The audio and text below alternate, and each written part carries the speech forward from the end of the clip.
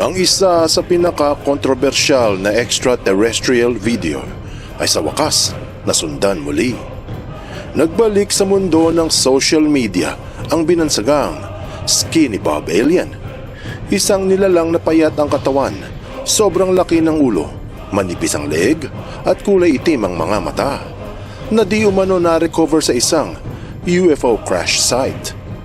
May mga nagsasabing nagmula ang top secret video sa KGB at nailabas ng isang Russian official. Yung iba ang sabi isa itong hybrid humanoid na resulta ng isang pumalpak na eksperimento. Siguradong magugulat ka sa malalaman mo na ang katotohanan hinggil sa Skinny Bob ay matatagpuan mismo sa video kung matalas ang iyong pakiramdam. Mayroong mga naniniwala at marami din namang naghihinala. Alamin natin kung totoo ba.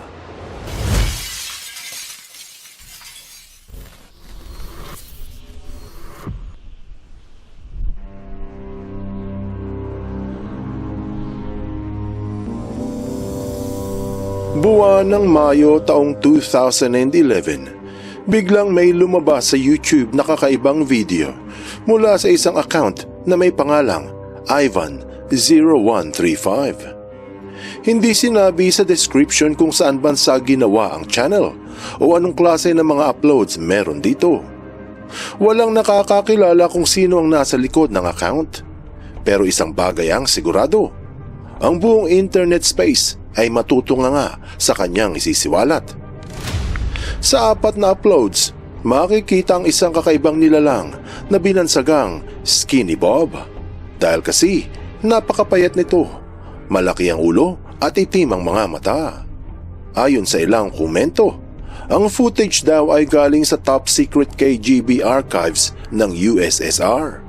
Pero hanggang ngayon, ito ay nananatiling isa sa pinaka-kontrobersyal at pinaka-misteryosong alien video sa internet. Ano nga ba ang katotohanan hinggil kay Skinny Bob? O baka naman, ito ay gawa-gawa lang? Sa unang video na in-upload noong buwan ng Abril 2011, makikita sa introduction ang pinagtatalo ng insignia ng KGB. At sa gitna, mapapansin ang pinagsamang hammer and sickle, ang simbolo ng mga komunista. Medyo malakas ang background na tunog mula sa simula hanggang sa matapos, at ang kalidad ay parang galing talaga sa lumang henerasyon ng mga camera, baka 1940s pa. Black and white ang buong footage, tapos malabo ang kuha na hindi makita ng malinaw ang detalye. Puno rin ito ng butil-butil na film grain, mga gasgas at mga guhit na parang ilang dekada nang nakatago sa isang lumang bodega.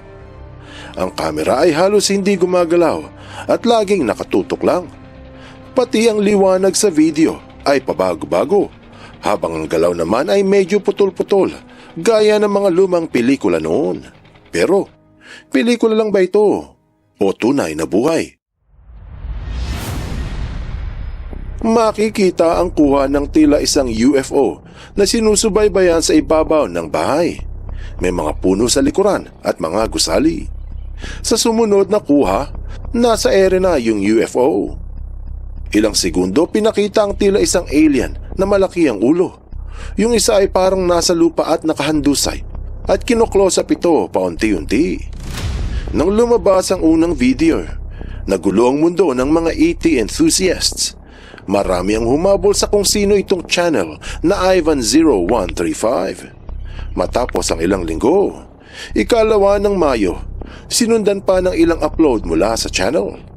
Sa pangalawang upload ni Ivan0135, may disclaimer ito at sinabing may 7 video na kinuha mula taong 1942 hanggang taong 1969. Tugma sa sinabi na ang mga recording ay mula pa sa panahon ng KGB at halos ganun pa rin ang kalidad ng video at ang malakas na background noise.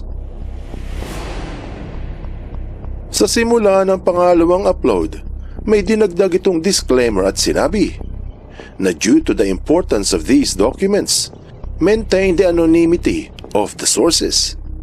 Tapos ay makikita ang binansagang Skinny Bob na tila nakaupo at naghihintay. Gumagalaw ito at palingon-lingon na parang merong tinitignan. Ang sumunod na kuha ay ang buong physical profile mula paa hanggang sa ulo. Nakasuot ito ng damit na tila yari sa tela, abot hanggang leeg. Sa ibabaw ay may nakalagay na pangsukat ng taas. Yung pangatlong upload ay kakaiba. Wala ditong video. Caption lang. Sinabi, in response to posts about the documents, o bilang tugon raw sa mga komento, na your opinion and the conclusion you draw from this material do not depend on us. Maybe you are looking in the wrong direction. You are the ones who reject this material. Sinabi sa channel na ang inyong opinion o konklusyon hinggil sa video ay hindi nakadepende sa kanila. Siguro ay mali raw ang iyong pinuntahan at ikaw daw ang hindi tumatanggap dito. Tila ba merong mga bashers ang channel na kailangan itong sumagot? Nagpatuloy ang pagtugon ng Ivan0135 at sinabi, sources will not be revealed. Information that may involve any agency or people will not be disclosed. There is not any reference which may link the material to any organization that is working today in the material exposed. However, you are speculating and making conjectures about its origins. The material does not belong to any film, video game, television series, or other commercial products that have been revealed to date or which currently in production. Mga salitang, kung tatagalogin ay, malalim ang kahulugan. Ayon sa channel, hindi raw nito ibubulgar ang pinanggalingan ng video o anumang impormasyon na mag-uugnay sa anumang ahensya o sa mga tao. Dinagdag pa nito na ikaw raw ay nanghuhula lamang ukol sa pinagmulan ng video. Iginiit niya na no one who is out of this may prove to be the owner of this material. No one is out of this can prove he has in his possession the original material. Sa madaling sabi, sinigurado ng uploader na walang mahahanap na kahit anong kopya ng video kahit saan at siya lamang ang may hawak at walang ibang makapagsasabing may ibang tao na may-ari ng video. May mga naniniwala na medyo kontrobersyal ang pahayag na ito at nakakapanghinala. Pero hindi tumigil ang channel dahil makaraan ng ilang araw, naglabas muli ng video ang YouTuber. Ang titulo ng pang-apat na upload ay Family Visit. Sinabi sa caption na family vacation from the first contact in 1942. A series of diplomatic visits to discuss matters of mutual concern were planned. Under the treaty 23/04, these meetings would take place in secrecy. A limited number of special agents would escort visitors, and they would only meet high-ranking officers. Ang unang pagharap ay noong taong 1942, kumpirmado ulit na panahon ng USSR. Tapos sinabi pa na meron silang kasunduan, ang Treaty 23/04, na ang lugar ng pagtatagpo ay sekreto at mga piling opisyal lang ang kasali. Pinaliwanag na according to the document 072/E, at the meeting of 1961, there was an incident involving 3 subjects. Meron daw isang insidenteng naganap noong dumating ang mga aliens. Insidenteng marahil ay naging dahilan kung bakit ito kumalat sa internet.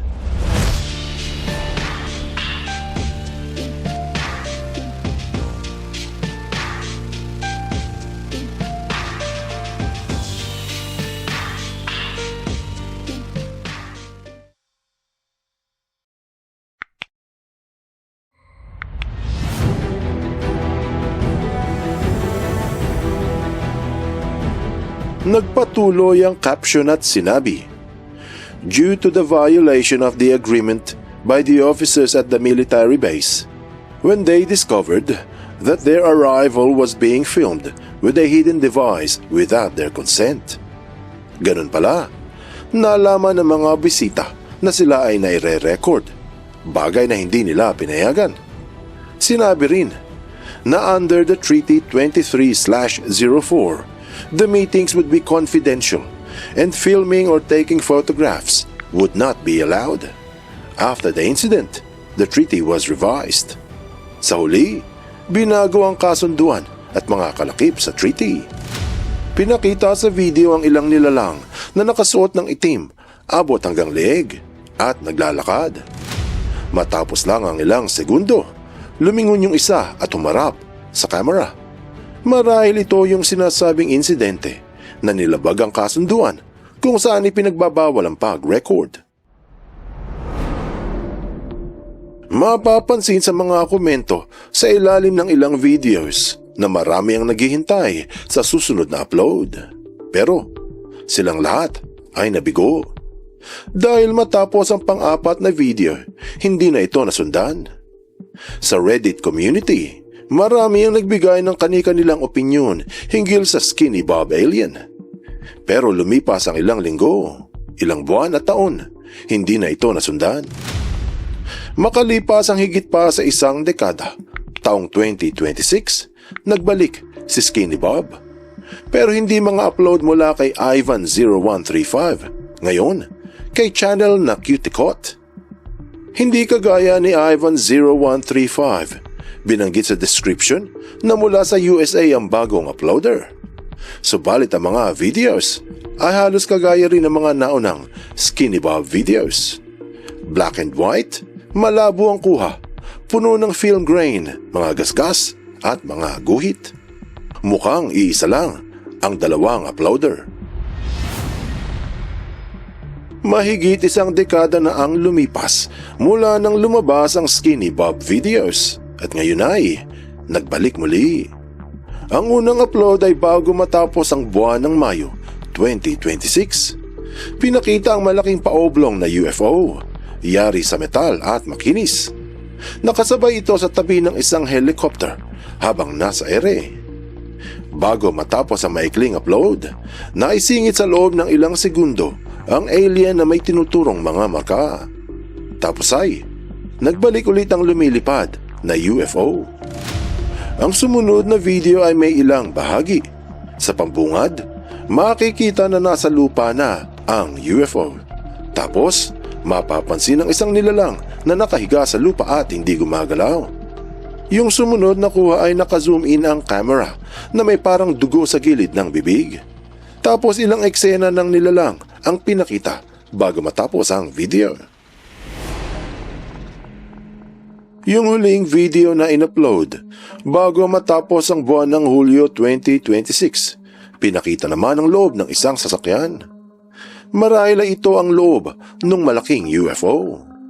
Tapos sa huli, tila kinumpara ang kamay ng nilalang sa isang kamay ng tao. Sa kasalukuyan, naghihintay ang mga sumusubaybay sa susunod na uploads. Habang patuloy ang pagtatalo kung totoo ba ang alien Skinny Bob o hindi. Marami na ang sumuri sa mga videos gamit ang mga makabagong digital tools katulad ng motion vector analysis upang malaman kung yung galaw ni Skinny Bob ay natural o CGI lang. At ang resulta ay hindi ito computer generated. Ginamitan din ito ng deepfake analysis at halos ganun din ang resulta. Hindi siya CGI. Pero maaaring puppet o animatronics ang ginamit. O siguro nga, totoong alien. Hindi lahat ng videos ay nasuri na. Marami pang naka-pending. Siguro yung ibang videos ay ginamitan ng animatronics, pero yung iba ay posibleng CGI. O katulad ng sinasabi ng marami baka nga totoong alien ang nasa video. Pero may isa pang bagay na hindi nila nakikilatis. Ito yung mismong nag-upload, sina Ivan035 at Cuticot. Yung unang disclaimer ang sabi ay, isa itong recovery mission.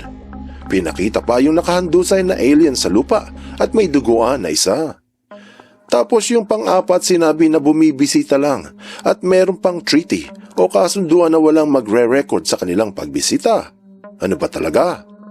Yung pangatlong video, sumagot si Ivan0135 sa kanyang mga bashers. Pero sa totoo lang, hindi na kailangan sagutin ng mga bashers kung ang video ay totoo. Ang isa pang nakapanghihinala dito ay, kung gusto nilang ibulgar ang katotohanan hinggil sa UFO at mga aliens, mas nararapat sana na ipinadala ang videos sa mga lokal na estasyon ng balitaan o sa radyo upang maikalat. Isinumiti sana sa investigasyon ng UFO files released para masuri ng mga eksperto at mapasama sa mga ilalabas na declassified documents. Tapos, pwedeng kopya lamang ang ipadala sa media para manatiling anonymous ang uploader at hindi matunto ng mga otoridad kung ayaw niyang magpakilala. Sa disclaimer, siniguro ng uploader na walang ibang tao na merong kopya ng videos. Ang tanong, paano niya nasiguro na walang may hawak ng kopya kung ito ay kinopya lamang sa orihinal na video at itinakbo papalabas ng Russia? Mga pahayag na tadtad ng mga butas. Yung sumunod na uploader na si Cuticot, base sa details, ang channel niya ay ginawa sa Amerika.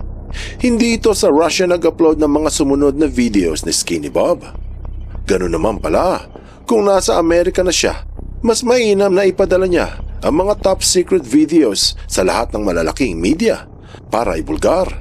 Pero hindi, katulad ng Ivan0135, tila gusto nitong sa YouTube lang ilabas. Wala ring paliwanag kung saan ito kinuhana ng video, saang bansa kinopya, sino mga politiko at gobyerno ang kakutsaba, sino-sino ang may alam upang maimbestigahan ng marami, pero walang eksplanasyon. Anong klaseng alien reveal dito kung iisipin? Kung gusto mong ilabas, ilabas mo na ng maayos. Wala ding report mula sa mainstream media, katulad ng nagaganap ngayon sa mga UFO files na nagkalat sa international news.